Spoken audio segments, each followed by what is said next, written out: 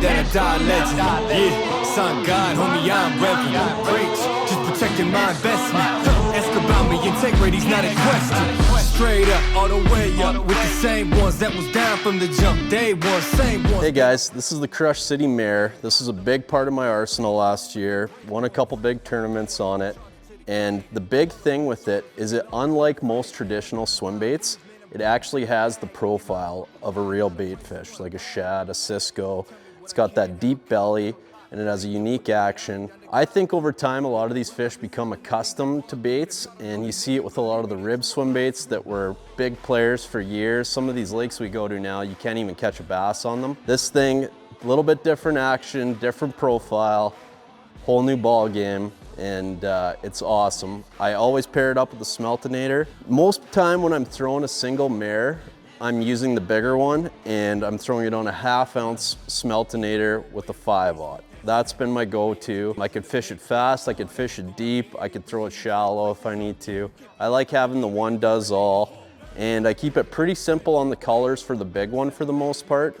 I either use shad or gizzard shad, and if the water's really dirty, I'll mix up a couple other colors. For the most part, that's it. I mean, take a look at this bait. It's awesome profile, awesome action, real unique. Forever worth its weight in gold. Let's go now.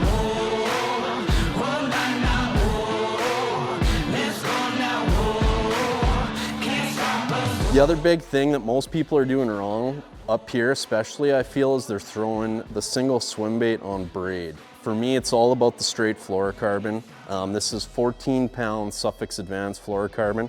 That's all I need. I use that on the majority of my deeper smallmouth rods. It just does a lot of different stuff. The line sinks in the water column. You don't have the line pull up from the braid. It gives it a lot more natural action. You have that little minuscule delayed reaction when you're setting the hook. You almost just reel into them, where the braid, I feel like a lot of guys get trigger happy and end up swinging and missing the fish or ripping hooks out. So for me, that's a big part of it. The other part of it is the rod.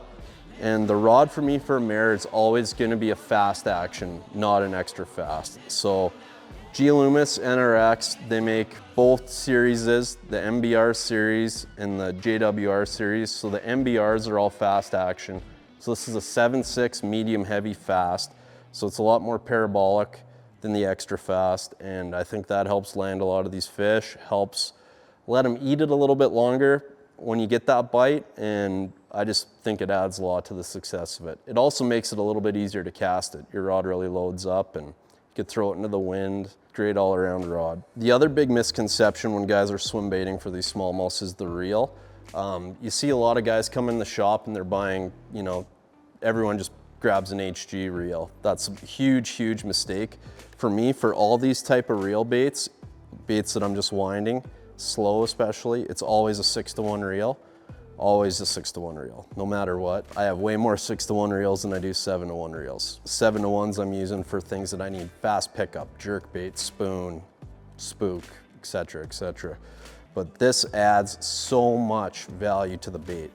The bait just is swimming nice and good, you're constant, everything about it's better. If you're looking to up your swim bait game, check out the Northland Smeltonators, the CrushCity Mayors, and get yourself the right setup.